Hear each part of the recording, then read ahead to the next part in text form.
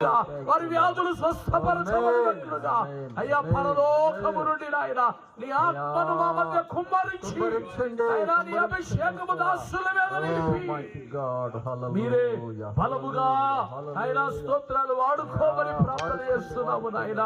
నీ సంచారం మా మధ్య నుంచండి ప్రభువా. అయ్యా మా మధ్య మీరే అధ్యక్షులుగా ఉండి నడిపించండి నాయన, నాయకులుగా ఉండి నడిపించండి నాయన, బోధకులుగా ఉండి బోధించండి ప్రభువా.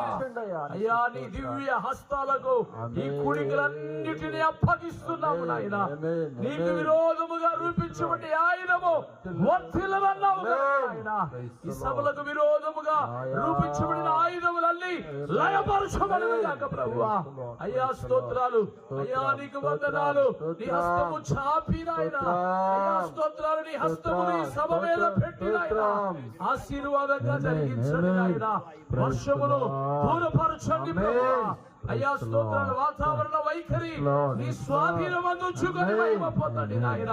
వస్తున్న ప్రయాణములో వస్తున్న సేవకులను, అయ్యా వాక్యం చెప్పే బోధకులను క్షేమముగా మా మధ్యకి నడిపించండి నాయన. అయ్యా ప్రజలందరినీ మీరు సమకూర్చండి ప్రభువా. అయ్యా తూర్పు నుండి, పడమర నుండి, ఉత్తరము నుండి తోడుకొని రండి నాయన. అయ్యా స్తోత్రాలు, గుంపులు గుంపులుగా ప్రజలు రావాలి, వాక్యము వినాలి, అయ్యా పాపాలు విడిచిపెట్టి నాయన స్తోత్రాలయ్యా రక్షణ పొందాలి నాయన. ఈ దినము ఈ ప్రాంతంలో నీ పరలోకం మా మీద తెరవబడాలి ప్రభువా.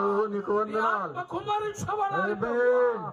అయ్యా నీ సంచారం ఇక్కడ ఉండాలి, ముద్రించి మీరే ఆశీర్వాదకరంగా జరిగించమని మహిమ పొందమని యేసయ్య నామములో ప్రార్థించి ప్రారంభిస్తున్నాము తండ్రి. ఆమేన్, ఆమేన్, ఆమేన్.